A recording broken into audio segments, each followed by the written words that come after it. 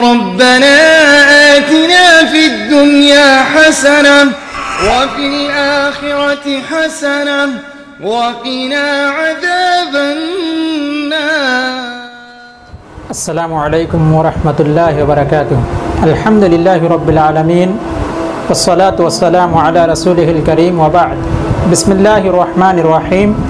عن سالم بن عبد اللہ رضی اللہ عنہ قال سمعت ابا هريرة رضی اللہ عنہ یقول قال رسول اللہ صلی اللہ علیہ وسلم یقول كل امتی معافا الا المجاہرین وإن من المجاهرة أن يعمل الرجل بالليل عملا ويصبح وقد ستره الله فيقول يا فلان عملت البارحة كذا وكذا.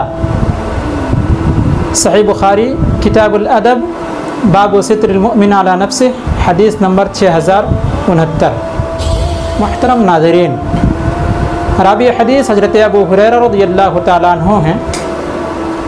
وہ بیان کرتے ہیں کہ نبی اکرم صلی اللہ علیہ وسلم نے ارشاد فرمایا کہ میری امت کے تمام لوگ معاف کیے جائیں گے سوائے وہ لوگ جو کھلم کھلا گناہ کا کام کرتے ہیں، جو اعلانیہ طور پر اللہ رب العالمین کی معصیت کا ارتکاب کرتے ہیں، جو علی الاعلان لوگوں کے سامنے اللہ رب العالمین کی نافرمانی کرتے ہیں.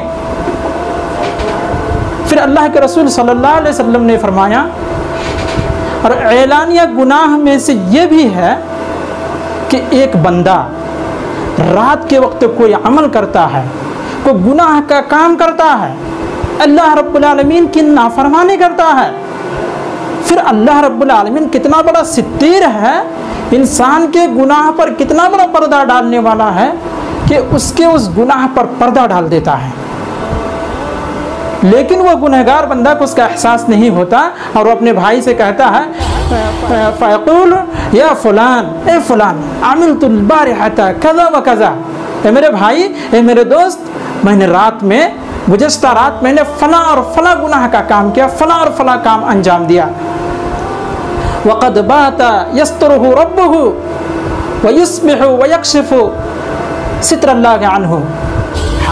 حالانکہ اللہ رب العالمین نے اس کے گناہ پر پردہ ڈال دیا تھا، لیکن وہ آدمی جب صبح کرتا ہے پھر لوگوں کے سامنے اس گناہ کا چرچا کرتا ہے، اس گناہ کو بیان کرتا ہے، اس گناہ کے بارے میں لوگوں کے سامنے بات چیت کرتا ہے اور اس پردے کو کھول دیتا ہے جس پر اللہ رب العالمین نے پردہ ڈال دیا تھا، جس گناہ کو اللہ نے چھپا دیا تھا، اس گناہ کو لوگوں کے سامنے بیان کرتا ہے. اس سے پتہ چلا کہ چوری پھر سینہ زوری، یعنی انسان اللہ کی نافرمانی بھی کرتا ہے، اللہ رب العالمین کے معصیت کے ارتکاب کے باوجود بھی اس کا چرچا لوگوں کے سامنے کرتا ہے. تو ہم لوگوں کو اس سے علم یہ ہوا کہ اگر کوئی گناہ ہو جائے تو گناہ ہونے کے بعد ہمیں اللہ رب العالمین کے سامنے رونا چاہیے، گڑ گڑانا چاہیے، اور اس گناہ کو ختم کرنے کے لیے جہاں تک ممکن ہو سکے انسان کو اس کی کوشش کرنی چاہیے. اور اس کا سب سے اصل طریقہ ہے کہ انسان توبہ کی طرف توبہ کو اپنائیں، اللہ رب العالمین کے سامنے جا کر اپنے آپ کو سرنڈر کرے کہ ہم نے گناہ کا کام کیا، یا اللہ ہم نے تیری نافرمانی کی. لیکن یہ بندہ گناہ کا کام بھی کرتا ہے اور لوگوں کے سامنے چرچا کر کے اور زیادہ گناہ کا مرتکب ہو جاتا ہے.